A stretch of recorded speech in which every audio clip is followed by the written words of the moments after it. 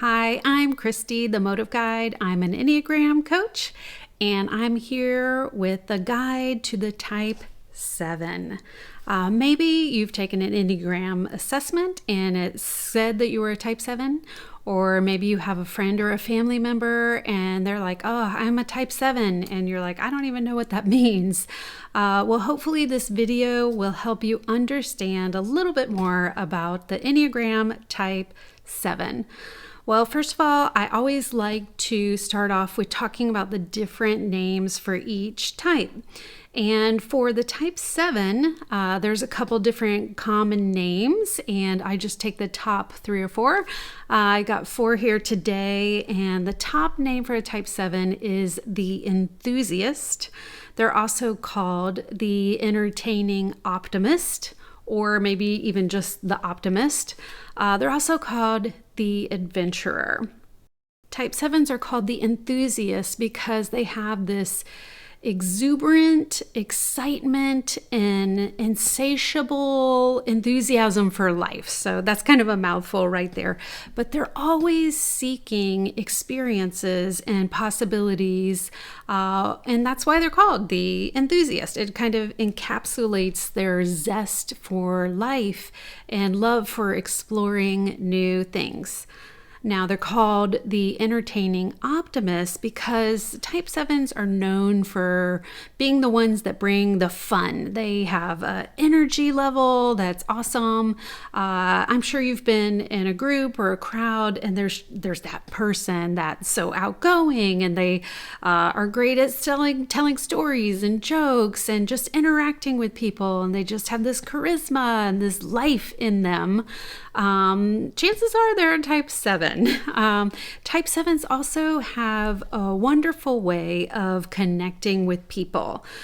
They can connect, themselves, but they also love to help other people make connections as well. So they're constantly like, hey, you should meet my other friend that's an Enneagram coach, or you should meet this other person that loves this type of book or does that job. So that is really great about the Type 7, but you can tell they're the entertainers of the bunch usually. They're also called the Optimist because Type 7s have this amazing way of just naturally being optimistic. And they are sometimes said to be the fastest thinkers on the Enneagram because Type 7s can really reframe negative things, negative conversations, negative situations. They can reframe it into positive, put a positive spin, see the silver lining, on and on and on and on, which is fantastic. But there is a negative side to that, which we'll talk a little bit about that later. They're also called the Adventurer because Type 7s are constantly on the lookout for new adventures, new exciting experiences. They have an inclination to seek out novelty and excitement. They're really driven by a desire to escape limitations or constraints, and instead of those encumbrances, they want to embrace a full life full of possibilities and excitement and all those positive good things. As with all the Enneagram types, it always goes back to the core motivations. Whether you're trying to discover your main type or learn more about the other types, you always want to go back and focus on core motivations. And the core motivations are the core or basic fear, the core or basic desire, the weakness or vice. And also I like to group in the longing, so the message that type wants to hear. Now for Type 7s, the core or basic fear is they fear being trapped in emotional pain. They don't want to be limited. They don't want to be bored. They're your major FOMO people. They have this fear of missing out on whatever, you fill in the blank. They fear that they're missing out on some experience over there. The grass is always greener. That job must be better. Sometimes even that relationship might be better, or it must be better. So they're always fearing that they're missing out on something in life. When dealing with emotional pain, type 7s, they typically don't even realize that they have a hard time sitting in emotional pain. They'll be like, I'm fine with pain. But then when you start questioning them about it a little bit, they start to realize, wow, I guess I just... what did you do with that painful situation? Well, I got out of it. I went somewhere else. I left the room. I went to a party instead, So they don't even realize how they're kind of escape artists and they're just gone when instead of sitting in painful situations.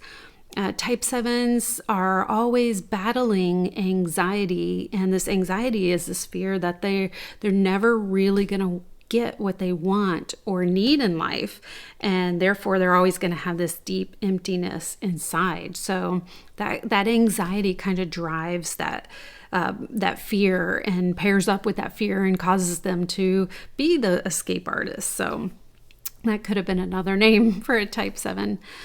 So the flip side of that fear is their desire. Now, the desire for the type 7 is to be happy, to be fully satisfied, and to be content. So you can see how it's the flip of the fear. Instead of being trapped in emotional pain, they want to be happy. Instead of being limited, they want to be fully satisfied or content.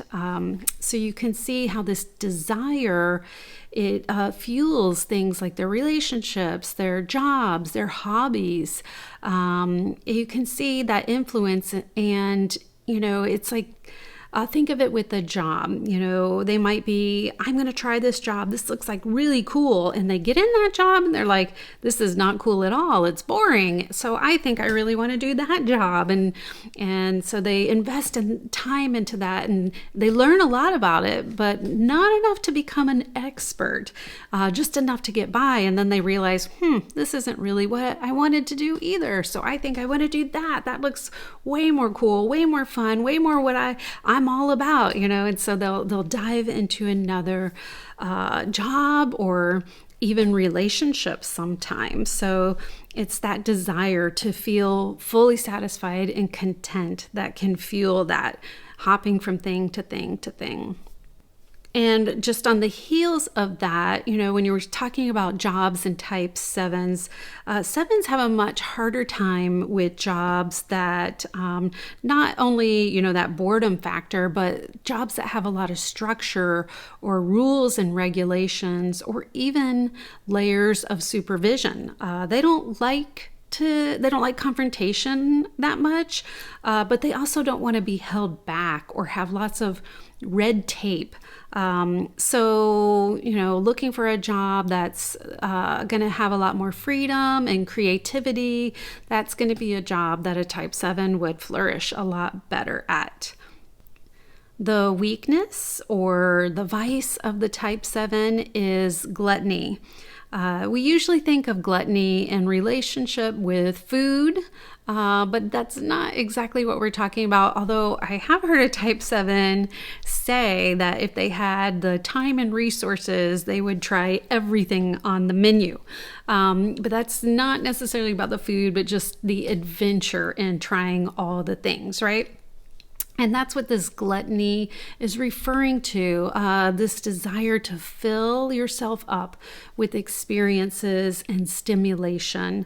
A good example I've heard is like if you're hungry and there's a bunch of cotton candy there and you start eating this cotton candy, but you were starved, so you just eat more and more and more. Well, you're never really full with cotton candy. It just dissolves away. It's empty calories. It gave you nothing of substance. So you keep eating more and more and more. And life is like that with the type 7. Sometimes they're never really satisfied. They're on to the next thing and the next thing, and they just want to try. They're trying to fill themselves up.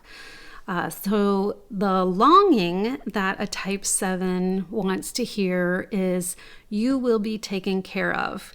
Now, when I first heard that, I really had to think about it a little bit, but it goes back to that fear and anxiety of not being full or having needs fully met in life. So they're, they can be independent as they're chasing after these experiences and jobs and relationships and things to fill themselves up because they fear they're not going to be taken care of. So the longing and the message that a type 7 really needs to hear is you will be taken care of. Next, we have some really great things about type 7s. I love that type 7s are naturally optimistic. You don't have to worry about being like, oh, this person's just going to bring me down. That is not a type 7. They're naturally optimistic and upbeat. And they can, the next thing is energetic. They bring the energy, they bring the excitement to the room. They can really help elevate everyone there. I love how they're very visionary. I've worked with some amazing 7s and I thought I was creative. They're like rattling off idea after idea after idea and just bring the vision and excitement with that. And then they're very eager to get going on any of those ideas that they brought to the table. So they're eager about it. And lastly, type 7s, we mentioned this before, they bring the fun. They're really fun to be around. Let's talk about some areas for growth. First, acknowledge that life and conversations can't always be fun and stimulating. I feel like this one needs the wah, wah, wah, the sad sound effect and the oh no, the eye roll even. But it's true. We all know that life and conversations can't always be fun and stimulating, but 7s really struggle with that. So just acknowledge it, start talking about it, and know that you will get through those situations. Work on becoming more intentional with conversations. What I mean by this is slow down, engage, focus on the other person, try not to think ahead. Try not to think about I need to be here, I need to go do that, or I need to say this, and this needs to come next. Slow down and be very intentional about the conversation you're in. Start to recognize when you are doing that reframing.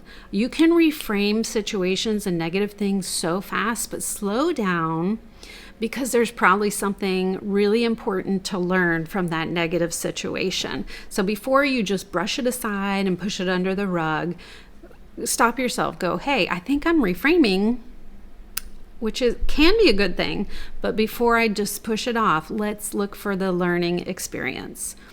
Also, you want to listen with patience. I know this is really hard, but keep in mind, know that others aren't always as quick thinkers as you are. You are super fast on your feet in the thinking realm. You can think of a lot of different things real quickly, and not everybody is like that. Some people like to ponder things more. So be patient and listen to others well. Lastly, know that you can work through painful situations without escaping or reframing. And I really like to dive into that growth a lot more in the coaching that I do. Speaking of that, well, first of all, I hope that this video has helped you know a type 7 better.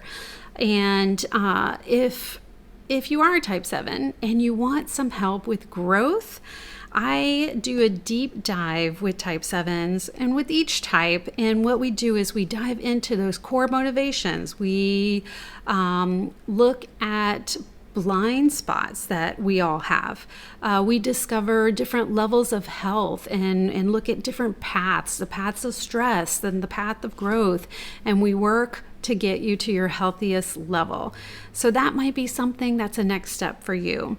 Or maybe you're not sure about your type. You're like, I am not a type 7, but I'm not sure what I am. I do typing sessions that are 1 hour where we do a free assessment, and then we talk about those scores, and we talk about the motivations of all the types, and hopefully land on your main type so you can take it from there. You can find my free assessment and also a lot more about my coaching on my website, themotiveguide.com. Hopefully you've gotten a lot out of this video, and until next time, I'll see you later. Bye.